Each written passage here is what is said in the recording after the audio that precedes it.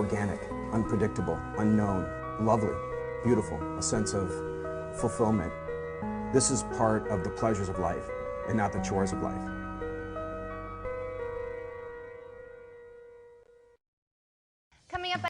Coming up this morning on Daily Iowan TV, Hospital Tour. We take a look inside the new Children's Hospital. Plus, we have a recap of last night's presidential debate and how both candidates plan to address the increasingly controversial topic of national security. Big Cy-Hawk weekend coming up for all the Hawkeye sports. But other than the football team, the rest of the Iowa squads will be headed to Ames for their competitions, and each of them are riding some impressive hot streaks. More on the Hot Hawks later. We've got all the latest local and national headlines coming your way this morning. Stay tuned. You're watching Daily Iowan TV.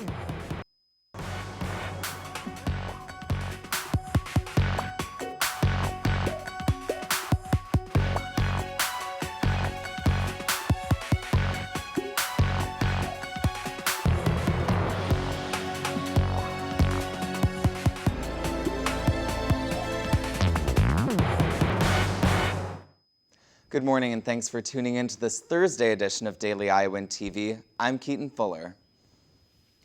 The new University of Iowa Children's Hospital is almost ready to open its doors. Daily Iowan TV reporter Cole Johnson gives us a look inside before the grand opening. A hard hat, fluorescent vest, and a pair of safety glasses. This is the required uniform to get into the new UI Children's Hospital. Construction workers are putting in some final details before the patients are able to move in to the brand new rooms. The construction on the new Children's Hospital began back in fall of 2012. The hospital is expected to be open in December of 2016. Now the goal for this new Children's Hospital is to maximize care and comfort for the children and their families. The new hospital will have 14 floors with 130 rooms. The total project cost over $360 million, but the new hospital couldn't have been built without a little bit of help. We're trying to raise $50 million of private giving to support Children's Hospital. Our colleagues at the University of Iowa Foundation have done a great job, and I think to date we're a little bit over $47 million. The hospital is adding in new amenities for families and the patients, ranging from easy-to-use hookups, new lighting to promote productive sleep patterns, and privacy accommodations. One of the things that was important to our team was to maintain privacy within the pre- and post-recovery spaces. So we've moved beyond state-of-the-art curtains to actually have private rooms for both Phase 1 and Phase 2 recovery. The staff at the hospital are working to keep these kids comfortable and get them healthy, all while they enjoy a one-of-a-kind view. Reporting from the west side of Iowa City, Cole Johnson, Daily Iowan TV. The University of Iowa Athletics Department is set to let go of yet another female employee. Today, Jane Meyer will spend her last day as UI logistical strategist and project manager. Meyer formerly served as Senior Associate Athletic Administrator before she was reassigned a day after she filed a complaint against UI Athletic Director Gary Barta for gender discrimination. While the UI says Meyer is being let go because her position is no longer needed, Meyer feels she is the victim of gender inequality. Meyer has filed a lawsuit against the university, the state, and the Iowa Board of Regents, saying she was discriminated against for talking out against Barta. The lawsuit also references 7 other females who lost their jobs within the UI Athletic Department, including Meyer's partner and former field hockey coach, Tracy Grease-Baum. A UI press release says Meyer's reassignment and firing are not acts of retaliation. New year, new students, same rules. Last night, UI Student Legal Services held a forum educating students on their rights when it comes to the legal system and policies in Iowa City. Daily Iowan TV reporter Bradley Martin was on the scene and has the story. Know your rights, know the law, and stay out of jail. The catchy event title tonight held in the Iowa Memorial Union by Student Legal Services. The forum offered students best practices when dealing with police in a vast amount of situations. These included a simple traffic stop to a night out on the town. To do if you are approached by the police, whether you be at home, downtown, in your car. So the point is, if you have a criminal record, you're going to have to disclose it at some point in the hierarchy. Additionally, Amanda spoke on Iowa-specific laws and what to do when you are approached by a police officer. Some people come from different walks of life, and this may be their first experience dealing with law enforcement. And Officer Poole wanted to ensure that that first experience was a positive one, as he claimed, "We're here to serve and protect." What is clear to see tonight is the apparent collaboration between both the University of Iowa Police Department, the Iowa City Police Department, and Student Legal Services. As Amanda said, they may not always agree in court, but they're here to serve and protect. Reporting outside of the Iowa Memorial Union on this rainy evening, Bradley Martin, Daily Iowan TV. The Black in Business series kicked off yesterday with a speed networking event to empower African American students with important networking skills to use once they enter the workforce. Daily Iowan TV reporter Ryan Scott takes us inside the event. The Black in Business series kicked off yesterday with a speed networking event to empower African American students with important networking skills to use once they enter the workforce. Daily Iowan TV reporter Ryan Scott takes us inside the event. At the Black in Business Speed Networking event, students meet with business professors and professionals in business and entrepreneurship, one handshake and elevator pitch at a time. The Black in Business series, overarching, is the goal to get more of our students of color and Black faculty and staff and professionals in the area connected to each other, creating mentorship bonds, creating internship opportunities. This is the second year for the Black in Business series here at the University of Iowa. This year they kicked off the series with a speed networking session at the Papa John Business Building.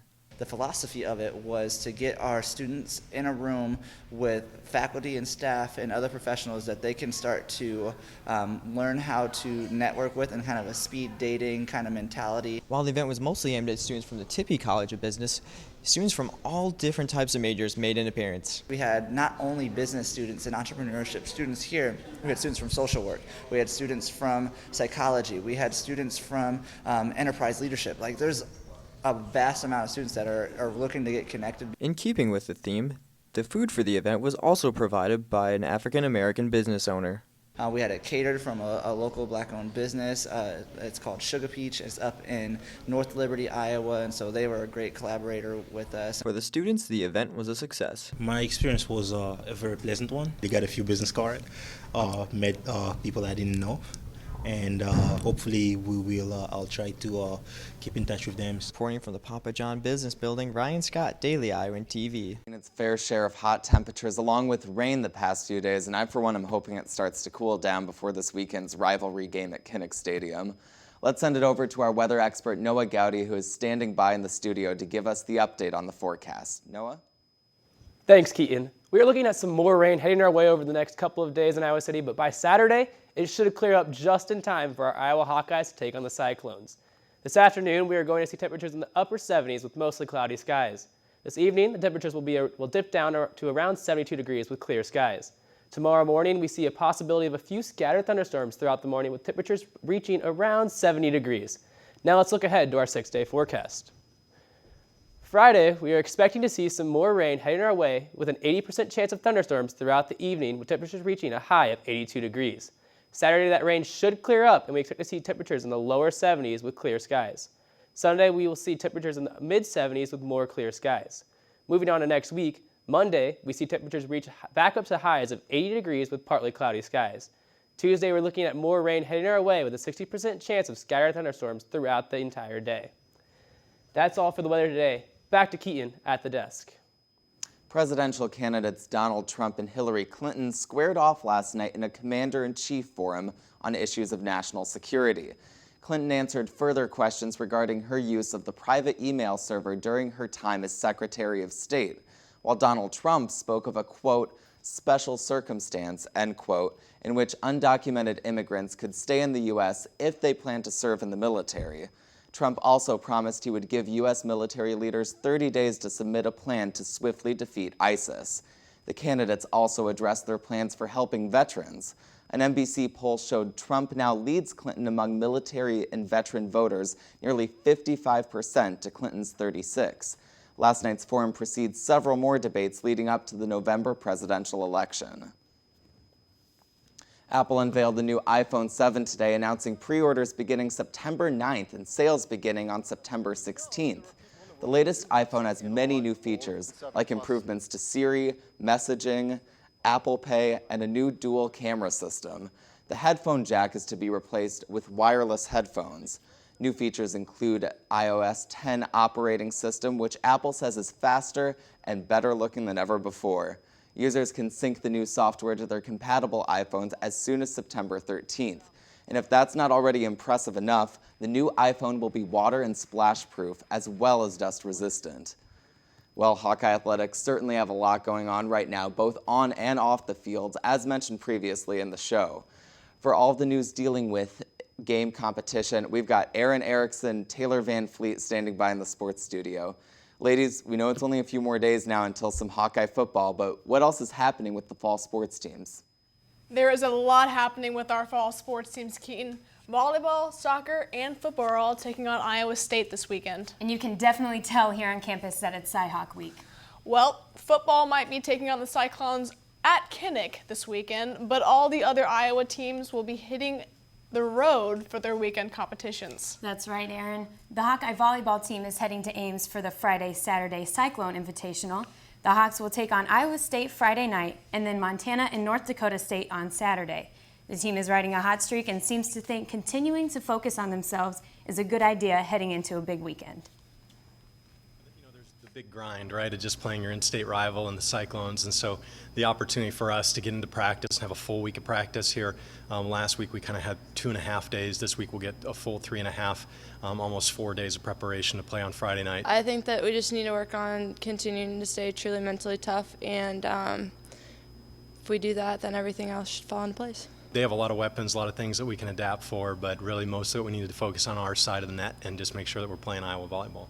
The women's soccer team will also be competing in a Cy-Hawk Series battle this weekend. Yeah, the Lady Hawks head to Ames Friday night to play the Cyclone squad. Then they travel to Boulder, Colorado to face the Buffaloes.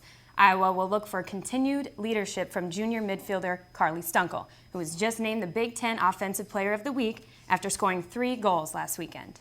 The soccer squad isn't the only team with players who are on fire. The Hawkeye field hockey team's freshman Katie Birch was named the Big Ten Freshman of the Week in her sport, Birch's second week in a row receiving a Big Ten honor. The Hawkeyes are currently ranked 19th with a record of 3-1. Another key to the team's success is junior Melissa Progar. Our John Leo has more on her story.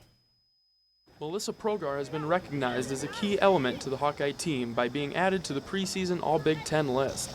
Her renewed energy and excitement hope to bring even more success to this Iowa squad. All of my hard work this summer and in past years have paid off, so I'm really excited about it. Just mentally preparing myself for the season and just a lot of energy and excitement. Progar isn't too concerned with any extra pressure, but instead containing her own excitement. I think I'm more excited about the season than I am pressured. This team is capable of anything. We, of course, want to get to the Big Ten championship game and get a Big Ten title, but also just be connected and unified and improve week after week.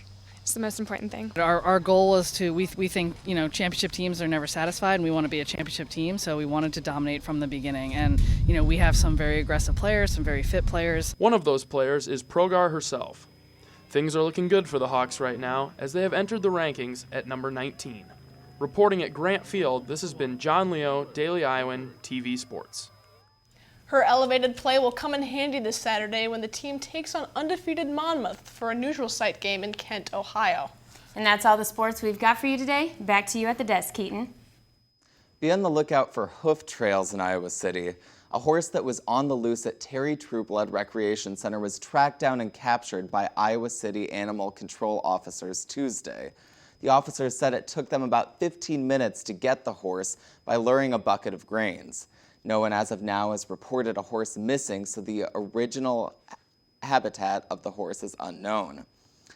Well, that'll do it for myself and everyone else here at Daily Iowan TV. Thanks for tuning in to another Thursday edition. Be sure to check out our website, dailyiowan.com, for all the latest news. For Daily Iowan TV, I'm Keaton Fuller. Have a great day.